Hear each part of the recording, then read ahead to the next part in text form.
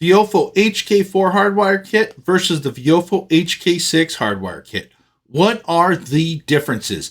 We're going to explain all the differences between these two cables and why you may or may not want the HK6 for your Viofo A329S. Let's go! Okay, so we have the HK6 and the HK4. Let's unbox these two so you can see the main differences. Let's start with the HK4. So we'll take it out of the box.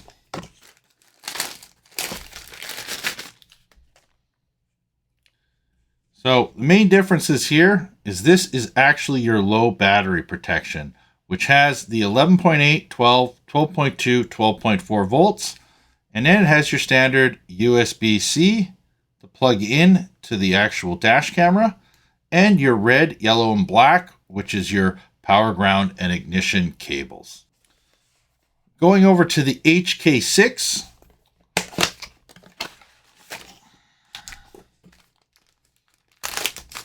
Take it out of the box here.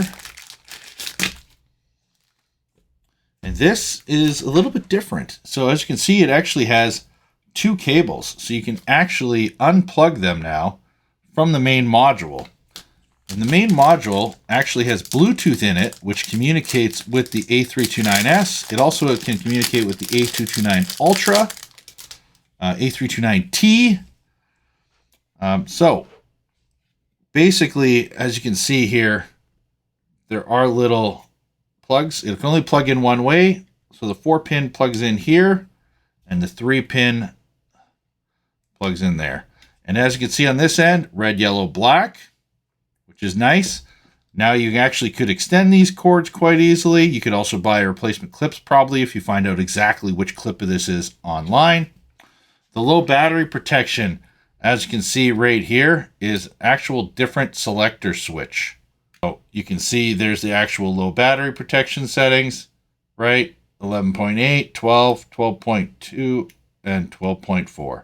Same as the other one. The difference is, like I said, these can actually unplug. And then you have your standard USB-C. So now let's see how it works and behaves when being plugged into an A329S and what the main differences are. So let's start with the Viofo HK4 hardwire cable. I'm going to plug it in at the top. This is where the GPS antenna is, as you can see right there. And we're going to let it power up.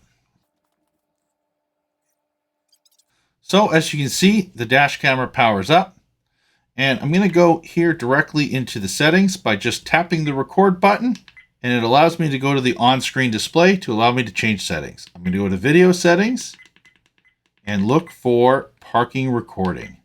I will go to vehicle battery protection, and I will go to cutoff voltage. And as you can see, when I hit cutoff voltage, it says no Bluetooth hardwire kits, ensure it is powered on. And the reason why it says that is because that function only works with the HK6. So if I go to cutoff timer, it'll allow me to actually select how much time I want while parked before it goes into low power impact detection. So if I set 2 hours because I want it to say, and I want to use hybrid parking mode, then I can actually select that I want it to do 2 hours of low bit rate, 2 hours of time lapse, or event detection. And then after the 2 hours, it'll go into low power impact detection. So I can go back, all the way back here.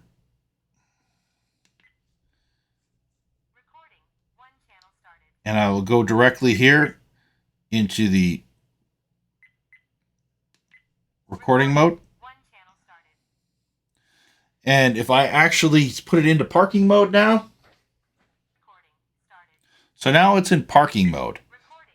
And some people are thinking that the A329S will now no longer have low battery protection because they're getting confused thinking that the A329S only gets low battery protection with the HK6. That's actually completely wrong because like I already showed you with the HK4, it already has low battery protection built into the cable. So now if I actually go and set this below the low battery protection setting on my tester, it will actually turn off. So there, I've now set it for below 12 volts And now we should wait, and it should take approximately about 1.5 minutes for the dash camera to shut off due to low battery protection. So as you can see, the low battery protection was triggered and the dash camera shut off after about 1.5 minutes. So now let's show you how it works with the HK6. Okay, so now we're going to plug the HK6 in, and like I showed you already, we're going to plug it in at the top, and we're going to watch for it to power up.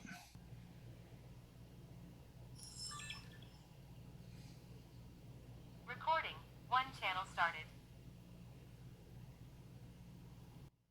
You'll see, discovered the Hardwire kit.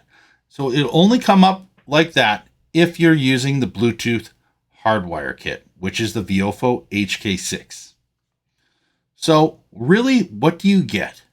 What's the big difference? Well, the difference is you're actually going to get voltage. Voltage will actually give you the readout on your embedded in your video. So if that is something that concerns you, then that's an added benefit. I don't really think a lot of people are worried about that. However, this is the major thing, extra thing that you get out of the HK6. So we're going to do exactly what we just did again. We're going to go into the video settings. I'm going to go all the way to parking mode. Go to vehicle battery protection, but I'm going to do cutoff voltage again. And remember we tried it last time, it didn't work? Well, this time it worked. And now it gives me the option 12.4, 12.2, or 12 volts. So now I can actually set a cutoff voltage. So if it drops below that set voltage, it will automatically go into low power impact detection. So let's say I set it for 12.4 volts. Okay. I'm going to now go backwards here. We'll go to the parking mode. We're going to select hybrid parking mode. We're going to leave it in low bit rate. We'll go back. And it's going to start recording again. Recording. One channel started. Okay, and now what I'm going to do is put it into parking mode, and we're going to drop the voltage and see what ends up happening for the dash camera, changing over from low bit rate into low power impact detection. Parking recording started. So low bit rate has started. As you can tell, the LEDs are on to institute that it is in low bit rate parking recording. And now I've dropped it down to 12 volts, which is below the 12.4 volt voltage cutoff. And we're going to see it will go into low power impact detection. So we're just going to wait and see how long that is. I'm assuming it should take about 1.5 minutes because on average, that's typically what it takes in order to actually go into parking mode. So let's see just how long that takes. And as you can see there's no lights on it right now. The dash camera has gone directly into low power impact detection. So now if I tap it, see how it turns on, because it's gone down to this low current draw, low power impact detection state. So this is basically what the extra added benefit is of the Viofo HK6. And now if I drop it even lower in voltage, below the actual low battery protection on the HK6, you'll see it completely turn off and power down.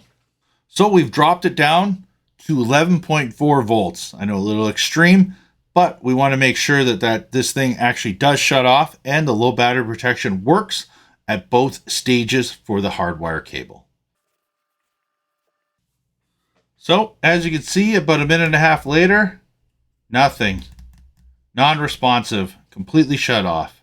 So that's the main difference between the Viofo HK6 and the Viofo HK4. So which one are you going to get, the HK4 or the HK6? Both of these are available on safedrivesolutions.com. And if you need it professionally installed, we're also available in Greater Vancouver or Greater Toronto area to install your Viofo dash camera. And we also have many packages available online where you can save $100 or more on buying a Viofo dash camera and getting them installed with a lot of the popular accessories. Thanks again for watching.